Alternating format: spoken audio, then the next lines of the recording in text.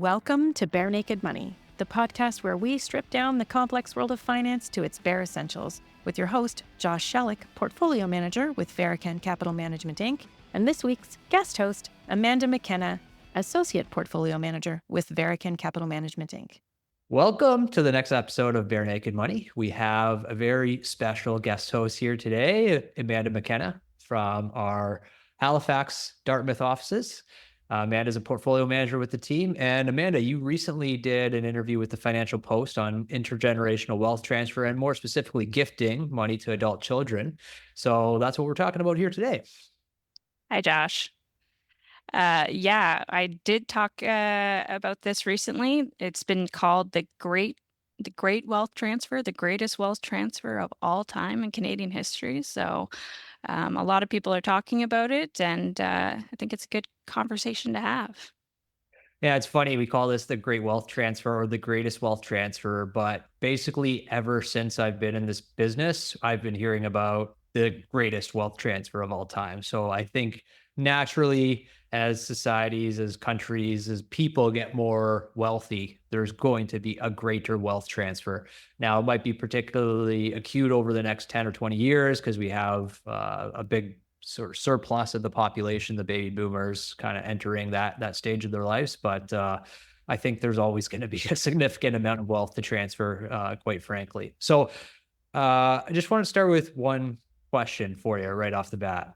Sure. What is the number one thing to think about when gifting money to adult children? I think the number one thing before you decide to even go ahead with this is just to make sure that if you're doing this, that it doesn't derail your own financial plan. So I've seen with clients where they want to help their kids out, especially while they're still alive, to see the impact, and it's put them in a worse case than they had hoped for. So I think making sure that's already in place before you decide to do it is the key factor before going ahead with it. Yeah. So I think it's probably fair to say that there's no possible way you can be in a better spot yourself by gifting money financially. Yeah, Right. So absolutely. but that doesn't mean you're compromising any of your goals or objectives Exactly. by Yeah. giving money. So there's a bit of a balancing act, and there might be opportunity to give away tons of money without compromising your goals whatsoever. Or there might be some considerations, and this is where a financial advisor can help often is, okay, you can gift this amount if you want to, but it's going to impact you in this way. Keeping in mind too that people are living a lot longer. And so maybe in your head you had, expected that you'd have this money for this period of time, but, maybe you live 10 extra years. And what are you going to do in that case? If you run out of money, you're going to have to go back to your kids and say, hey, remember that gift I gave you? Can I have it back now? Yeah. Yeah. You're in the situation where you've supported your kids all those years, and now all of a sudden they're supporting you right back. Yeah. Yeah. And this is one thing from a financial planning perspective, I often will struggle with it. And that based on somebody's life expectancy or even a higher than average life expectancy and based on their current spending, everything could look just fine for them to gift a significant amount of money. But the variable is, okay, now you're 90, you're still healthy, but you have dementia and you're going to be in a long-term care facility with round-the-clock care, and it's going to be $5,000 to $10,000 a month. And all of a sudden, what looked like a very rosy financial situation, maybe not so much. So again, it's a hard balancing act to try to find what the right amount is that you can comfortably give, because situations can change pretty fast, especially later in life. Absolutely. Yeah. My question for you is, are you seeing this conversation with your clients and having conversations about wanting to gift to them earlier rather than waiting till they pass away? Is that something that you're kind of seeing a trend in? Yeah, I think so. And honestly, I think a lot of this comes from the point of view of it's so hard for younger people to get into the housing market. Yep. And rightly or wrongly, I think that's a big focus of a lot of parents, and especially uh, parents that are in their 60s or 70s or 80s, maybe that have generated a lot of wealth throughout their lifetime by owning real estate. They really want their children to have that same opportunity to build wealth through real estate. So I think that that's a bit of a kick in the pants, if you want to call it that, for people with wealth to transfer it to their kids. Is their kids are now in that age where they're trying to get into the real estate market, but it's very, very difficult without a significant down payment or some type of support from their parents, depending on the market that you are in Canada. Now, I come from the sort of GTA centric and Ontario centric real estate market. Your real estate market there is a little bit different, but are you Yeah. finding the similar trend? I think we're definitely seeing a similar trend, but I agree. It's definitely harder for millennials living in Toronto. I've got family that live in Toronto, and we have talked about, them wanting to buy a home, and just how expensive it is for a down payment. And it's significantly less on the East Coast, but you know, income levels are less here as well. So it's all kind of proportional as well. So it's definitely something that I'm seeing with clients wanting to help them out, get started. And yeah, I agree with you. The boomer generation kind of sees a lot of value in buying the house and building that equity in your house. Is something that they want to see for their kids. So that's how they're helping. I also read an article which was kind of interesting about um, the difference between the relationship between the baby boomers and the millennial kids, and that they kind of have like a closer bond. They're more emotional or impacted by wanting to help their kids rather than maybe like the next Gen Xers, where their relationship with their parents was a little bit more independent, and they graduated high school, graduated university, and then they were set free, and they were on their own to buy their house. Whereas now it's like, yeah, the relationship I think is a little different. So I don't know if that's just one person's point of view, or it's more common, but I can see the different points for that as well. Yeah, it does seem to speak to there may be some type of generational attitude, Hmm. broadly speaking. Obviously, this is a very individual situation and decision at the end of the day, but there could be generational type attitudes, and this kind of speaks to maybe the parents want one thing for their kids, but the kids don't want that thing for themselves. Absolutely. So there's a bit of a risk here of the parents imprinting their values on their children, or as to what their children should value. I know, again, thematically, generally speaking, the millennials or younger generations seem to be more focused on experiences and Hmm. things like that than the material things, and maybe being more mobile, not being tied down by a Yeah. house or real estate or something like that. So if the gift is specific to I want you to buy a house, maybe that child, maybe they're not at a point where they want to buy a house, or that's not Yeah. something that they want to spend the money on. So I guess the broader thing is, and this is a point that you brought up when we were talking about this a couple of days ago, is um, parents sometimes, or the gifters sometimes, think that the kids should spend the money one way, and the kids maybe Hmm. have a different point of view. So how do parents ensure that the kids are spending the money that they gift to them in the quote unquote right way? I don't know if there's any way you can actually ensure that they do it, because for the parents' perspective, you kind of have to be from the mindset that once you gift this money to their kids, it's out of your hands, it's out of your control. You can have conversations with them, kind of set them up with introducing them to your financial advisor, to kind of help transfer the wealth to them in the way you want. But ultimately, it's going to be what they decide to do. So that's kind of one of the cons of gifting while still alive, is it may cause some family drama, maybe a little awkward around the table at Christmas time if they spend the money on a trip rather than, a down payment on a home. So I think the key though is communication with the parents and the children to say, this is what we want to do. This is the reason why we want to do it. And but you have to be okay with knowing that it might not turn out the way you want. Yeah.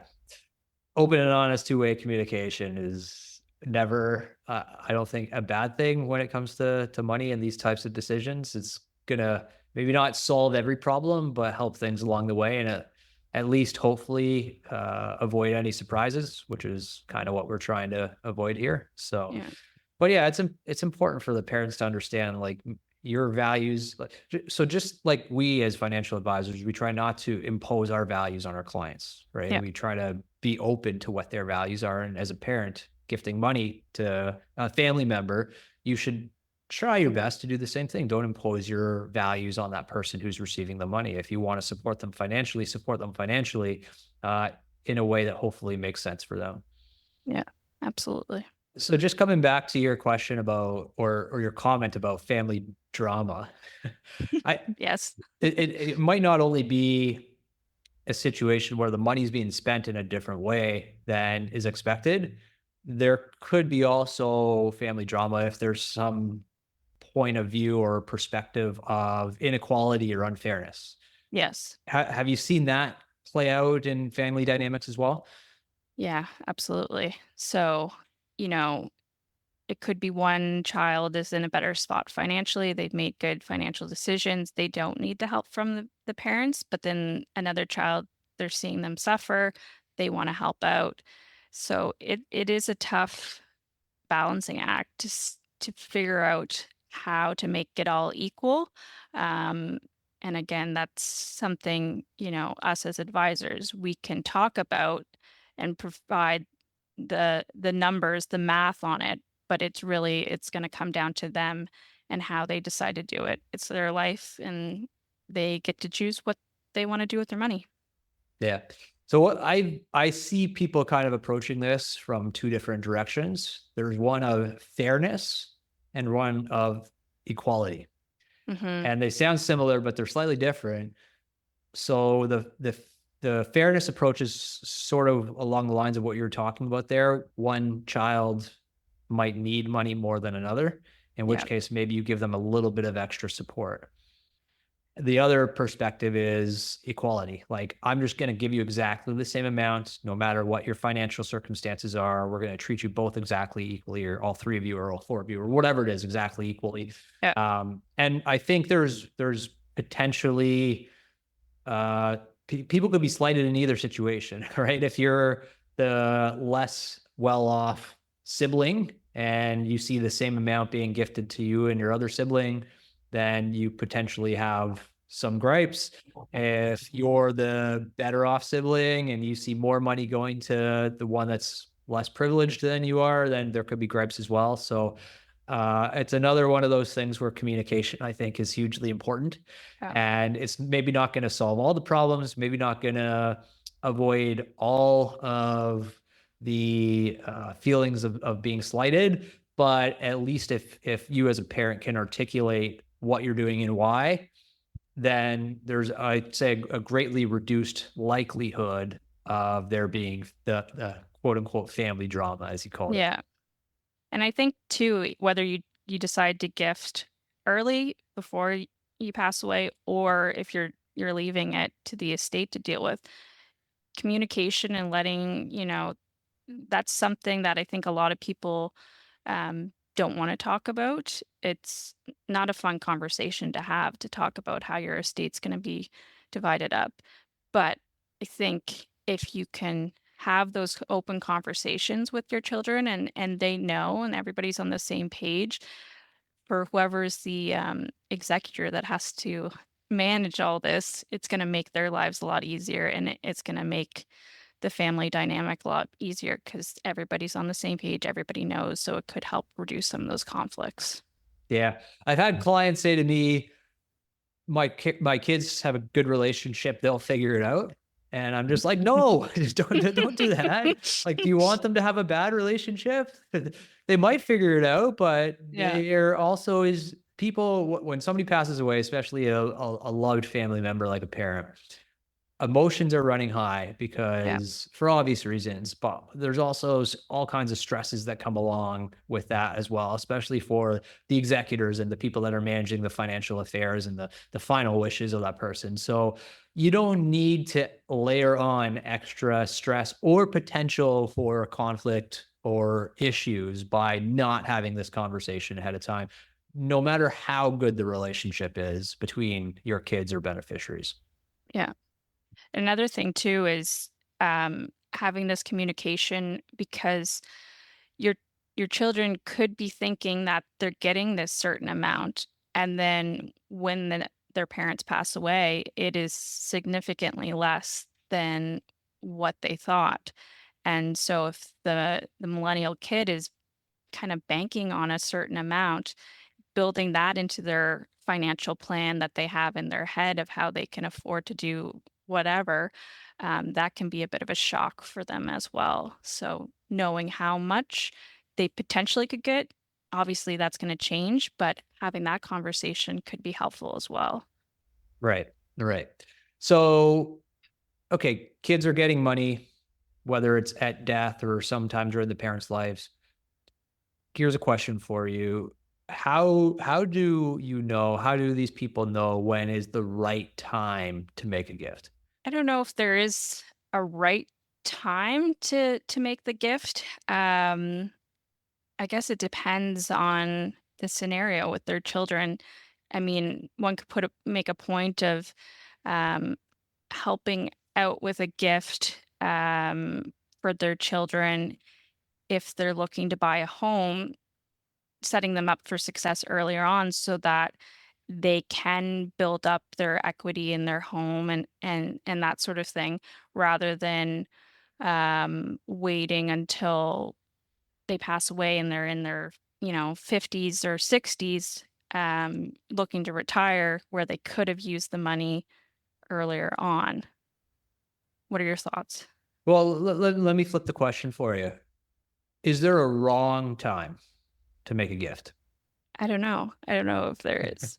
It's What do probably very you it's probably very situational as well. I would think Yeah. like gifting your 18-year-old $1 million, Okay. maybe not a good Yes. time, right? Like Yes. Yeah. I think probably if you're gifting a substantial amount of money to your child, you want to see some degree of financial maturity Mhm. for them. And I would also say if gifting a substantial amount, you probably want to see just some stability in what their priorities are as well. That will probably give you some peace of mind as the gifter Yeah. and help ensure that the money is used in maybe a more effective way if there's some stability in their lives. And that stability, I use that term broadly intentionally because it could mean a lot of different things for a lot of different people. Stability doesn't have to mean that you have a family and you're settled down. It could just mean that you have a pretty clear track as to where you want to go. Because again, like when you're younger, I think there's maybe more paths and they're more divergent than they Mhm. would be if you're a little bit older and a little bit more settled or focused on the Yeah. direction. So it's not like 25 is the right age because it could be very different for a lot of different people. Yeah. And again, for some people, their kids may not ever reach that financial maturity level. So That's true. that's something to consider as well, because I know there's a lot of Absolutely. people in that situation where their kids might be in their 40s and they still don't trust them to make smart decisions with money. So Absolutely.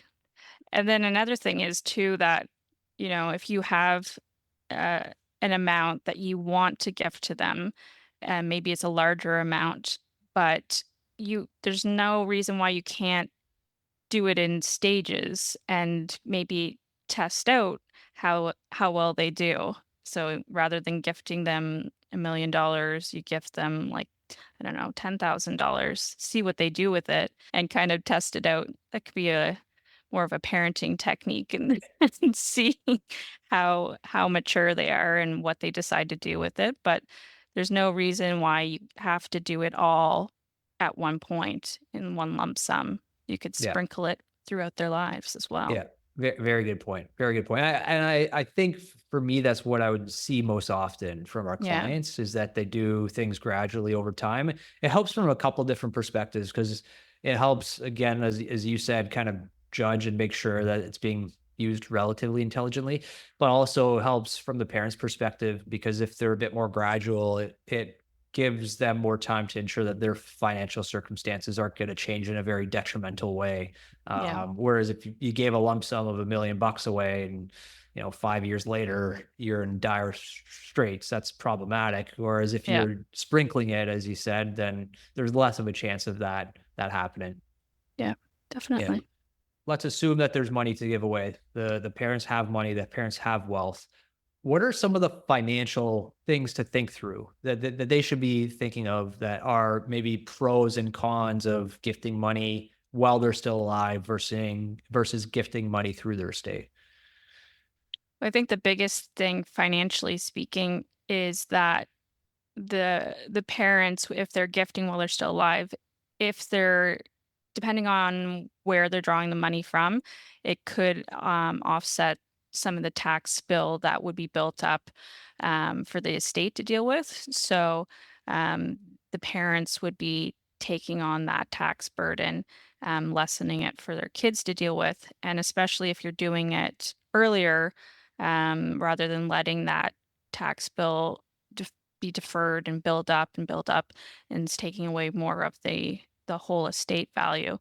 That's probably one of the biggest financial pros in terms of the parents helping out the kids. It's not going to be anything that will help them per se, the parents financially, but it will be better off for their kids. Right. Yeah. So if one of your priorities is maximizing your after-tax estate value, which is Yeah. priority for a lot of people, Yep. quite frankly, then you're exactly right. Sort of again, sprinkling the gift over the course of one's life can help mitigate the tax impact rather than kicking the can down the road and having a big tax burden there for the estate when they pass. Now, just to be clear, there is no in Canada, there's no gift tax and there's no Yep. inheritance tax. So Yep. for a parent gifting money, the actual act of the gift is not taxed, nor is it taxed for the recipient. There's no as a child or as an adult, uh, anybody who's over the age of 18, let's put it that way, receiving money as a gift or inheritance is not taxed to you. Yep. Where there could be tax implications, though, is how is the parent getting that cash to give to their Exactly. child or the Yeah. beneficiary? If they're selling an asset, there's a potential of there being a capital gain that's realized. If they are drawing money from something like an RSP account or a RIF account, there is going to be tax on the withdrawal. So this is something where you probably need some tax advice Yep. if you're going to do this and thinking about both the short-term and long-term financial implications of making a gift is there can be some nuanced tax circumstances to think through. Yeah.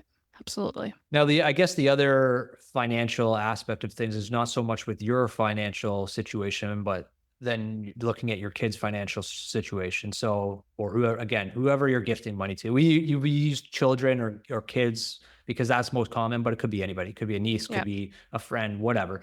So there can be ways you could argue that the children can use that money more efficiently or more effectively than the parents can at this point. So if you have, let's say you have $100,000 in a taxable investment account as a parent, well, if you gift that to your kids, maybe they can put that money into a TFSA or a first home savings account or an RSP or something like that, where there can be a more tax advantage growing of wealth over time that Yep. isn't accessible to the parents based on their age or point in life. Yep. I think that's a key point that a lot of people are looking at too, is gifting it now while the kids are younger and letting that wealth grow. They would have much longer time horizon than waiting till they pass away when they're maybe even closer to retirement.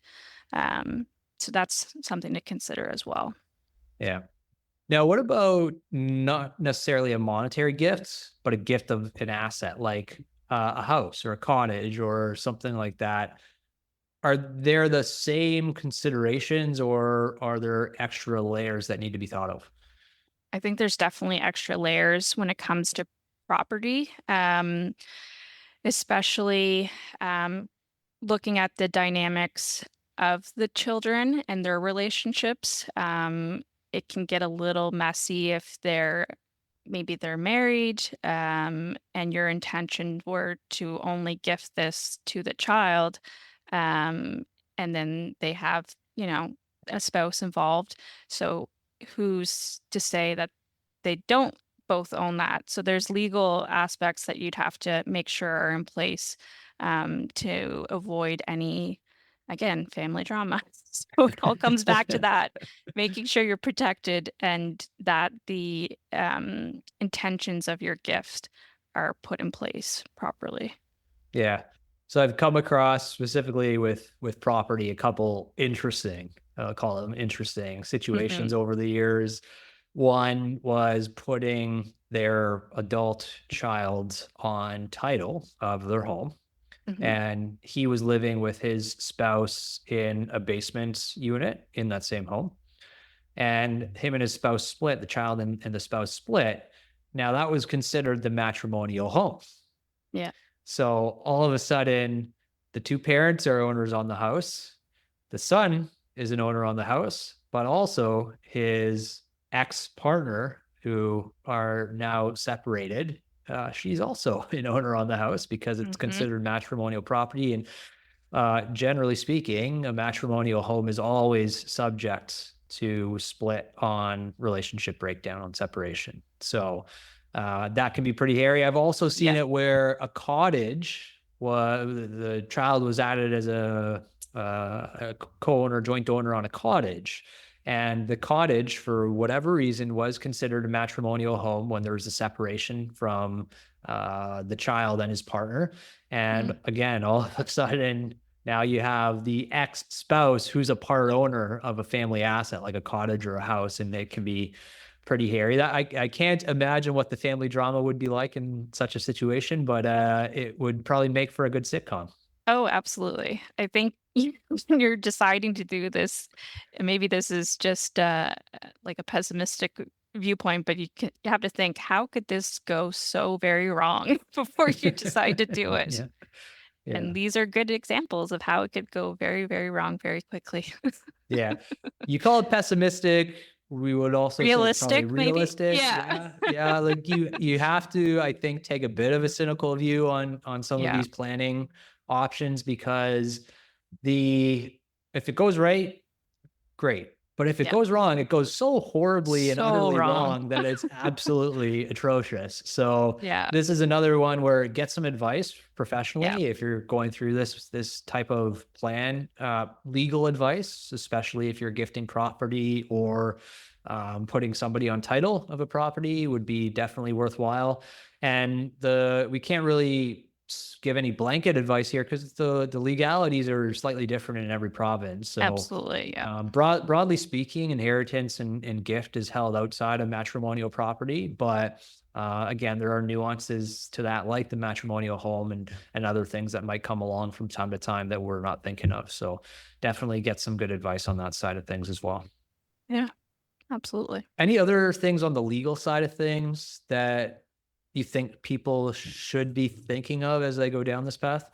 If you decide to gift this money you earlier, then make sure that your will is set up keeping that in mind.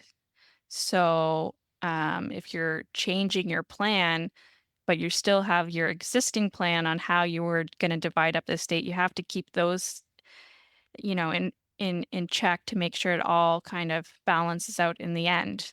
Such a great point because I bet you if we polled our audience right now, when's the last time you looked at your will? Yeah, Half of them haven't looked at it in 5 years. Probably a quarter of them don't have a will, and a yeah, quarter of them it's up to date, right? So it is exactly. something to make sure that you're revisiting because we have people come in all the time and say, "Well, I gave 100,000 to this child, and that'll be equalized in the will." Well, have you updated your will? No. Well, then No. how's it going to be equalized? Because it's not going to be equalized unless you Yeah. put it in writing, put it on paper, and make sure that there's a legal document that's going to support that. So that's an incredibly important point, and I'm glad you brought it Mhm. up. So just as we kind of bring everything full circle here, is there anything, any couple of ideas, 1, 2, 3 points that you would leave people with as we kind of wrap up the topic of gifting?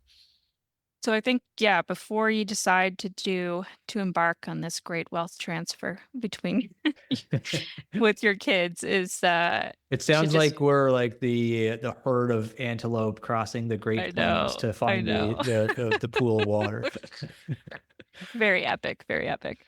Um, is to look at your own financial situation first and make sure that it doesn't completely derail your plans.